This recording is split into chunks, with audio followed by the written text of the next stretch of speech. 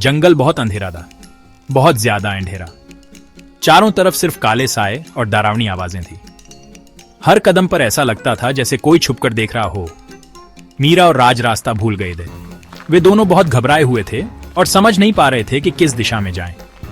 हर तरफ सिर्फ अंधेरा और डरावनी आवाजें थी। मुझे डर लग रहा है, ये जगह बहुत भयानक है। हम यहाँ से कैसे निकलेंगे? मीरा ने धीरे से कहा और राज का हाथ जोर से पकड़ लिया। उसकी आंखों में डर साफ झलक रहा था, लेकिन उसने हिम्मत नहीं हारी। पेड़ लंबे और डरावने साए जैसे लग रहे थे। हर पेड़ के पीछे कोई छुपा हुआ महसूस हो रहा था। चांद की रोशनी भी डरावनी लग रही थी।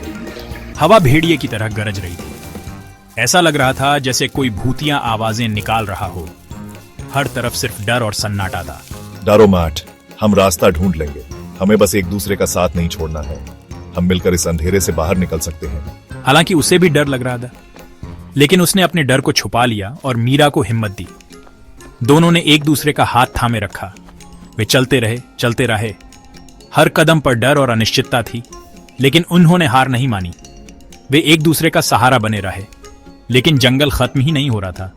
ऐसा लग रहा था जैसे यह अंधेरा जंगल कभी खत्म नहीं होगा, लेकिन उन्होंने उम्मीद नहीं छोड़ी और चलते रहे। अचानक उन्हें एक आवाज सुनाई दी, एक धीमी फुसफुसाहट। यह आवाज इतनी हल्की थी कि पहले तो उन्हें लगा कि यह उनकी कल्पना है। मीरा, क्या तुमने सुना? मीरा रुक गई। उसकी सांसें तेज हो गईं और उसने चारों ओर देखा। तुमने सुना? यह आवाज कहाँ से आ रही है? उसने पूछा। उसकी आंखें डर से बड़ी हो गई थी। राज ने ध्यान से सुना। उसकी धड़कनें तेज हो गईं। राज ने ध्यान से सुना। उसे भी वही फुसफुसाहट सुनाई दी। ये तो बस हवा होगी, शायद पेड़ों की सरसराहट। उसने कहा, बहादुर बनने की कोशिश करते ह्यू। लेकिन उसके शब्दों में भी एक हल्की सी कंपकंपी थी। लेकिन फुसफुसाहट फिर से आई। इस बार यह और भी स्पष्ट थी। राज, ये आवाज अब और पास आ रही है। अब ये पास थी। यह फुसफुसाहट उनके चारों ओर गूंज रही थी और थांडी। मीरा और राज एक दूसरे से चिपक गए। उनके दिल ड्रम की तरह धड़क रहे थे। वे दोनों समझ नहीं पा रहे थे कि यह सब क्या हो रहा है। तभी उन्होंने उसे देखा। एक सफेद साया पेड़ों के बीच तैर रहा था। उसका कोई चेहरा नहीं था। भागो! मीरा चिल्ले। वो मुड़ी और भागी, राज को अपने साथ खींचती हुई। वे भागते रहे, लेकिन साया उनका पीछा करता रहा।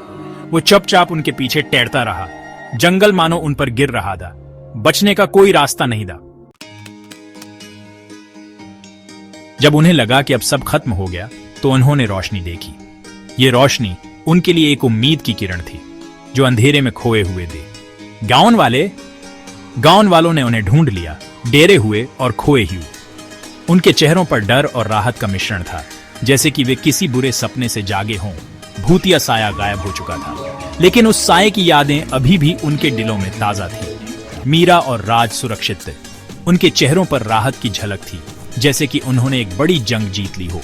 लेकिन जैसे ही वे जंगल से बाहर निकले, उन्हें ये एहसास हुआ कि यह सिर्फ एक शुरुआत थी, कि कोई उन्हें अब भी देख रहा है। एक अनजाना डर उनके दिलों में घर कर गया। उनके पीछे अंधेरा जंगल था और उनके चेहरों पर राहत और डर का मिला जुला भाव था। वे जानते थे कि यह रात अभी खत्म नहीं हुई थी।